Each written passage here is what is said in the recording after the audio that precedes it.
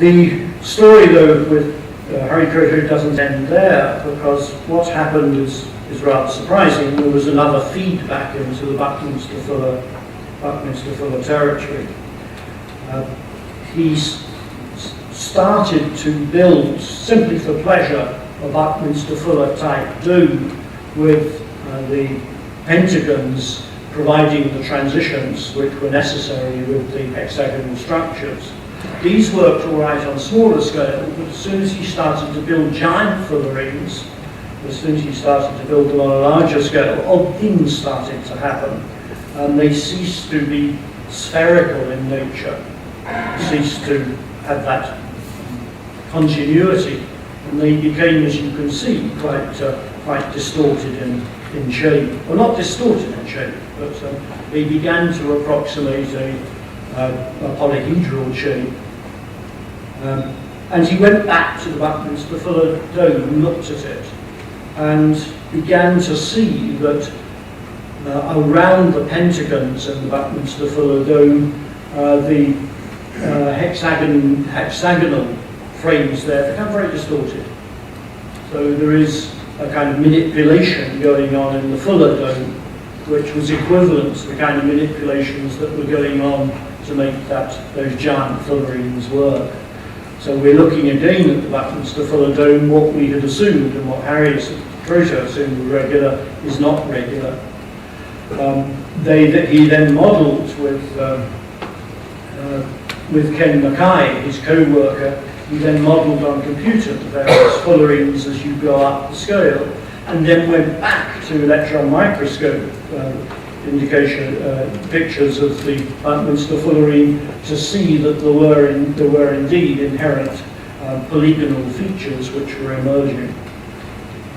This is absolutely excellent in terms of the whole notion of structural intuitions, because you're feeding from observations of scientific phenomenon into an engineering work, Buckminster Fuller. You're feeding that back into the structure that you're getting in chemistry. You're then noticing that if you model the Fuller rings on a bigger scale, you get problems. You go back, you make new observations of the Buckminster Fuller. It takes you back into an electron microscope image, and you can see what's happening. For the published version of this lecture, I'll get from Harry Kroto a better resolution and more up-to-date versions of the Buckminster Fuller domes.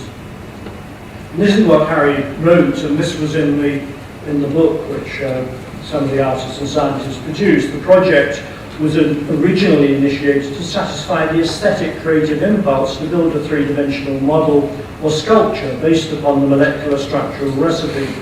In the event, the resulting model turned out to have some unique and unexpected shape characteristics, which led to further scientific investigation that explained some important nanoscale structural observations that had been seen many years beforehand and mistakenly explained. And that's Harry's own account of that particular work. I say this is not a universal explanation of modes of scientific procedure. But I think there is something in common in these acts of visualization which are happening across, in this case, areas of engineering and areas of scientific visualization and model building, which are deeply, deeply shared.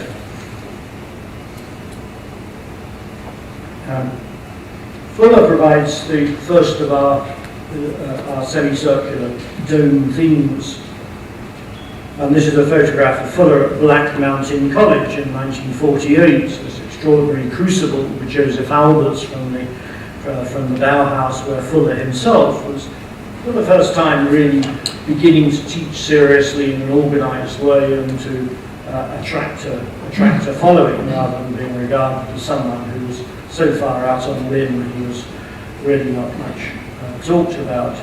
The tetrahedron he's holding there, he regarded as a metaphor for thought, that 3 points provided location, and the fourth point in the tetrahedron was a symbol of time and of thinking.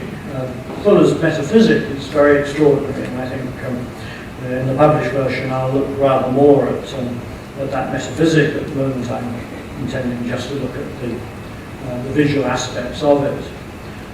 He himself deeply involved with various issues of polyhedral structure, of packing, again, which I shall look at more fully in the published version of the lectures. He drew upon nature, although these are prefabricated, very mechanical forms. This is the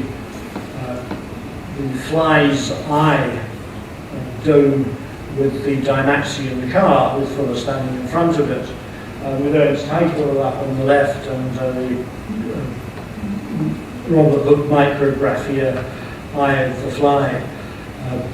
Fuller believed that nature was entirely efficient, that every form in nature had nothing lacking, nothing superfluous. It's an idea that Leonardo shared completely, and one which I think is not sustainable in the form which either of them imagined it, but it was a powerful driver.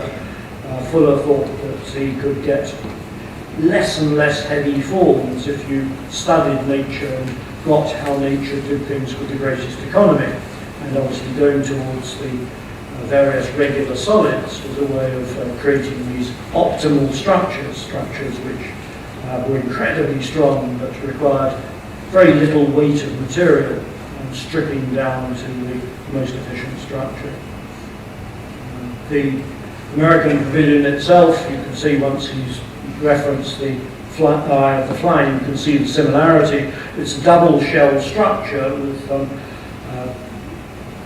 with triangles on the outside and the inner skin, and this combination of hexagons punctuated by occasional pentagons on the inside skin.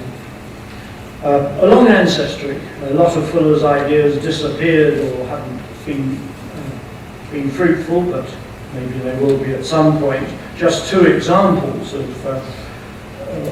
two linked examples of the fruitfulness of this, of the geodesic domes. This is the Eden Centre in Cornwall, which is a major research centre for ecological understanding.